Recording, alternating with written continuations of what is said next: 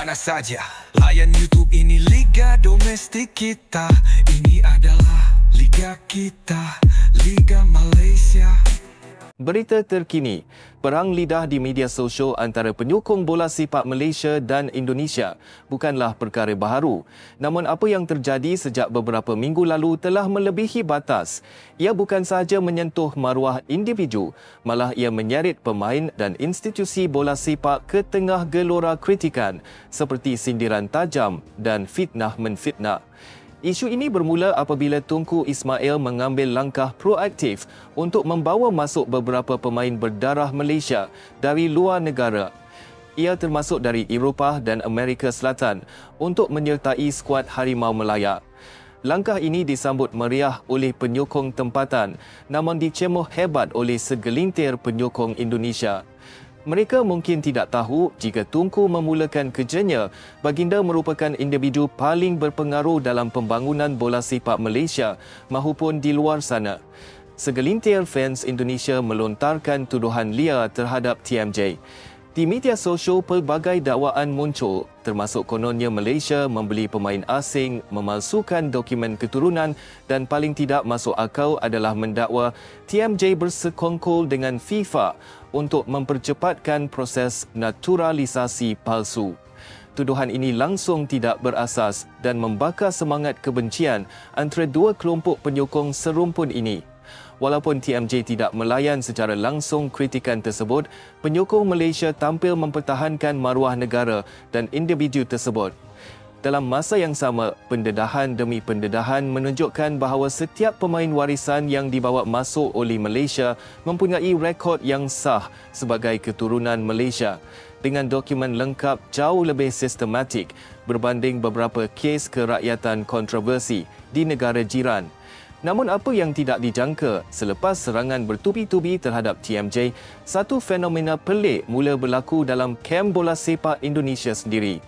Dalam tempoh yang hampir serentak dengan kontroversi itu, muncul laporan dari media sukan Indonesia bahawa 4 pemain warisan Indonesia yang sebelum ini beraksi di Eropah akan menjadi sandaran Garuda Nusantara dan bakal diserapkan untuk beraksi di Liga 1 Indonesia musim akan datang. 4 pemain tersebut ialah Rafael Struijk, seorang pemain kelahiran Belanda yang pernah menjadi wira Indonesia dalam beberapa perlawanan penting.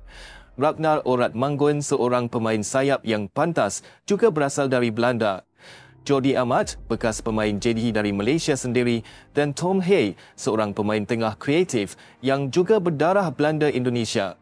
Penyertaan mereka ke Liga 1 Indonesia bukanlah sesuatu yang buruk dari segi pembangunan bola sepak negara itu, namun ia dilihat sebagai satu kemunduran dari sudut kualiti antarabangsa. Ini kerana keempat-empat pemain tersebut sebelum ini menjadi bukti Indonesia mampu menarik pulang bakat diaspora mereka dari liga-liga utama dunia. Akibat mulut fans sendiri, pemain yang terkena tempias. Ia seperti karma kepada fans Indonesia sendiri akibat mulut mereka. Ketika TMJ memulakan revolusi Harimau Melaya dengan memburu bakat luar berdarah Malaysia dan memproses mereka dengan sah serta bersedia bersaing di pentas Asia dan dunia, penyokong Indonesia pula sibuk mencaci dan memfitnah.